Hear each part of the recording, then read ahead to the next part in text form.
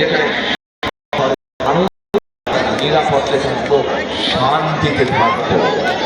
তাই যদি করতে হয় আমাদেরকে ঐক্যবদ্ধ থাকতে পারবেন। আপনারা ঐক্যবদ্ধ থাকতে ইনশাআল্লাহ। আসুন এবার ভোট তো দিবেন 12 তারিখ, দিবেন না? কখন যাবেন ভোট দিতে? সকালে যাব, 12 তারিখ সকালে। হবে না, সব ভোট কেন্দ্রে, যার যার এলাকার ভোট কেন্দ্রে ফজরের জামাত আদায় করবেন ভোট কেন্দ্রের সামনে। পারবেন? ইনশাআল্লাহ সময় উঠতে হবে এইবার। পারবেন? কারণ অনেক ষড়যন্ত্র হচ্ছে এই ভোটকে। ওই এর আগে যেরকম তথাকথিত ভোট এসেছিল, আমোদ নির্বাচন হয়েছিল, কৃষিজাতের নির্বাচন হয়েছিল, এবার ভোট দিয়ে কিন্তু ষড়যন্ত্র হচ্ছে। পত্রিকার পাতায় খবর এসেছে, বিভিন্ন সোশ্যাল মিডিয়াতে খবর এসেছে, দেখেছেন না? বিদেশে আমাদের যে ভাইরা আছে, যারা প্রবাসীরা আছে, তাদের জন্য যে ব্যালট পেপার পাঠানো হয়েছে, কিভাবে একটা দল সেই ব্যালট পেপারকে দখল করেছে, দেখেছেন এই সংবাদ? এই ষড়যন্ত্র দেশের ভিতরেও চলছে। এই জন্যই বলছি তাহাজ্জুদের নামাজ পড়তে হবে। ভোর রাতে উঠে তাহাজ্জুদের নামাজ পড়ে তারপরে ঘর থেকে বের হবে। ভোট কেন্দ্রে ওই দাঁড়িয়ে ওখানে ফজরের জামাতে নামাজ আদায় করতে হবে। পারবেন? কে কে পারবেন হাত তুলেন তো। এত মানুষ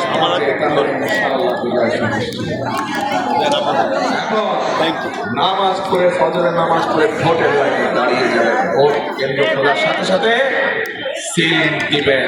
কোথায় সিল দিবেন? ধানের শীষে। একই সাথে ধানের শীষের সাথে আমাদের এখানে দুজন সহকর্মী আমাদের আছে, যারা আন্দোলন সংগ্রামে আমাদের সাথে ছিলেন। একজন হচ্ছে আমাদের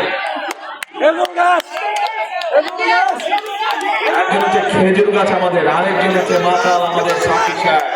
এনারা দুইজন আমাদের সাথে ছিলেন, আমাদের সাথে আন্দোলনে ছিলেন, সংগ্রামে ছিলেন। কাজেই বিএনপি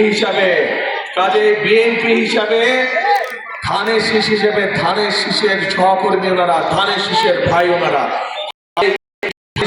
যত নেতা কর্মী আছে, ধানের শীষের যত ভাইরা আছে, তাদের সকলের দায়িত্ব হচ্ছে এক মিনিট কথা বললে তো কথা বলা যাবে না, হইচই করলে তো কথা বলতে পারবো না, হইচই করলে কথা বলতে পারবো না, হইচই করলে কথা বলা যাবে না। বসে একই সাথে ধানের শীষের প্রার্থীরা তো আছেন, এই যে দেখছিলেন আপনারা, এই সবগুলো মানুষকে কেন জিতাতে হবে?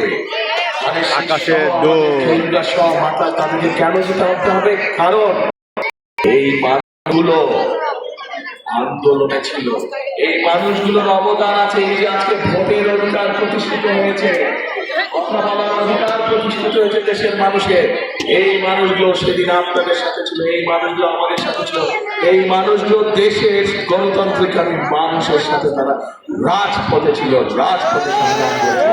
এই জন্যই আমাদের বিএনপি ধানের শীষের দায়িত্ব হচ্ছে তাদেরকে জিতিয়ে আনা, এবং একই সাথে সরকার গঠনের মাধ্যমে এই যে বিগত 15 বছর ধরে জনগণের অর্থ সম্পদ লুটপাট হয়েছে, বিদেশে পাচার হয়েছে, এই যে রাস্তা দিয়ে আসার সময়, সিলেট থেকে আসার সময় আমি দেখেছি রাস্তার সে কি দুরবস্থা, এবং বিভিন্নভাবে আমি আমার প্রার্থীদেরকে জিজ্ঞেস করেছি, ওনাদের বক্তব্য অনুযায়ী ব্রাহ্মণবাড়িয়া জেলার বিভিন্ন উপজেলায়, বিভিন্ন থানা ইউনিয়নের রাস্তাঘাট ভেঙে চুরে নষ্ট হয়ে গেছে। ঠিক, এই রাস্তা চলাচল কে করে?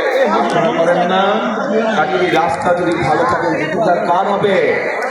মানুষের উপকার হবে। কাজে এই মানুষ ভোট দিয়ে আপনারা জিতাতে